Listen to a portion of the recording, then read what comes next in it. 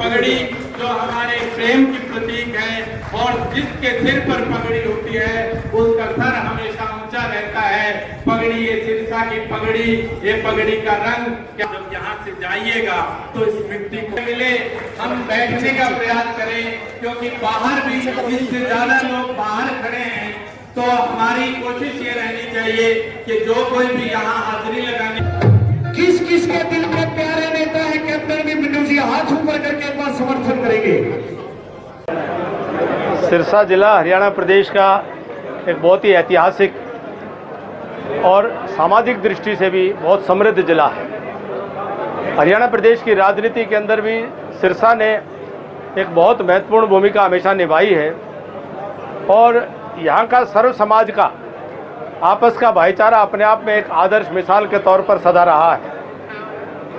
वहीं पिछले कुछ समय से हमने एक संकल्प लेकर के हरियाणा प्रदेश में के प्रत्येक जिले में जाकर के हम भाईचारा स्नेह मिलन का कार्यक्रम का आयोजन कर रहे हैं, सर्व समाज के साथियों को साथ में लेकर के कि जो पिछले दिनों राजनीतिक षड्यंत्रों के कारण से हरियाणा प्रदेश के 36 बिरादरी के भाईचारे में दरारें आई थी, उनके अंदर खाई पैदा करने का पाप हुआ था, वो उसकी पुनरावृत्ति ना हो, हरियाणा फिर से किसी राजनीतिक षड्यंत्र का शिकार ना हो, किसी राजनीतिक चक्रव्यूह में फंस करके हरियाणा प्रदेश के लोगों के मकान, दुकान, प्रतिष्ठान पर उनको जलाने का पाप ना हो, हरियाणा के नौजवानों के फिर से जिस प्रकार से नौजवान हताहत हुए थे वह स्थितियां पैदा ना हो, तो समाज के अंदर आपस में परस्पर विश्वास बने, भाईचारा बने, सज्जन शक्तियों का संग्रह करते हुए जो सात्विक शक्तियां उनको इकट्ठा करते हुए और सज्जन और सात्विक शक्तियों को सक्रिय करने का एक प्रयास है और प्रयास बहुत सफल हो रहा है। और सिरसा में जिस प्रकार का उत्साह देखने को मिला है वास्तव में बहुत ही सराहनीय है। इससे महसूस होता है कि जाट धर्मशाला सिरसा का जो आज इस कार्यक्रम के अंदर जिस प्रकार से 36 बिरादरी की उपस्थिति हुई है, ये अपने आप में मेरा हौसला बढ़ाने वाली है और सज्जन और सात्विक शक्तियों का संग्रह अब हो रहा है। अब निश्चित तौर पर हरियाणा प्रदेश ही नहीं बल्कि पूरे भारतवर्ष में हम हर समाज में आपस में भाईचारा बढ़ाने में सफल होंगे। सर, बात की जाए तो महिला आरक्षण बिल गिर गया है, विपक्ष की किस तरह से भूमिका देखते हैं? देखिए, मेरा प्रयास था कि मैं केवल सामाजिक विषय पर बात करूं, लेकिन आपने प्रश्न पूछा है तो उसका सम्मान करते हुए मैं समझता हूं कि विपक्ष ने एक बहुत बड़ा मौका खो दिया है और विपक्ष ने भारत की महिलाओं, मातृशक्ति के हितों पर बहुत बड़ा कुठाराघात किया है और कोई कारण नहीं था। 2023 में जब समूचा विपक्ष इस महिला आरक्षण के बिल को पास कराने में साथ में था और जब मोदी जी उसी बिल में केवल इतना सुधार ला करके आए थे कि 2034 के बाद महिलाओं को आरक्षण क्यों अभी वर्तमान में तुरंत अगले चुनाव में क्यों ना मिले, उसको पहले देने के लिए तो विपक्ष को आपत्ति है, लेकिन 2034 के बाद वो मिल जाए उस पर आपत्ति नहीं है। इससे समझ में आता है कि विपक्ष का नेतृत्व जो है वो पूरी तरह विचार विहीन हो चुका है।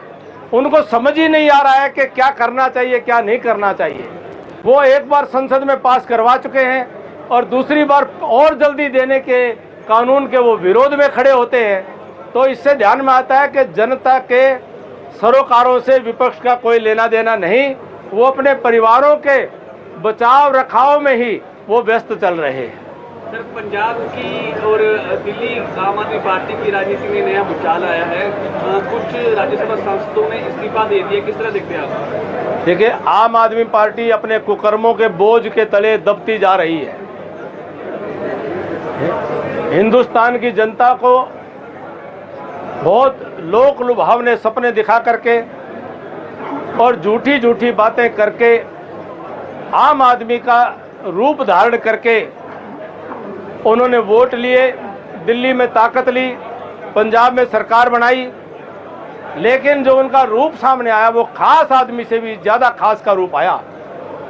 जहाँ वो कहा करते थे कि छोटी गाड़ियों में चलेंगे, पब्लिक ट्रांसपोर्ट में चलेंगे, सरकारी स्कूल में बच्चों को पढ़ाएंगे, सरकारी अस्पतालों में इलाज करेंगे, और वही लोग जो अपने घरों में रह करके सरकार चलाने की भाषण दिया करते थे वो सरकारी कोठियों से भी संतुष्ट नहीं हुए, शीश महलों का निर्माण करने लगे।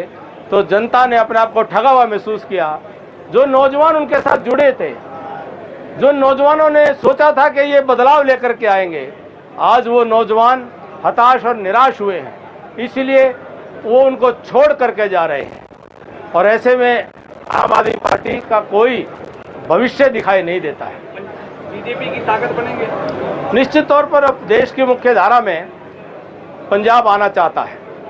पंजाब ने अनेक प्रयोग कर लिए। पंजाब ने अकाली दल भाजपा की सरकार भी देखी थी, उसमें अकाली दल के नेतृत्व में वो सरकार थी, तो अकाली दल को नकारने का काम किया। फिर कांग्रेस की सरकार रही तो वो भी पंजाब के लोगों के अरमान पूरे नहीं कर पाई।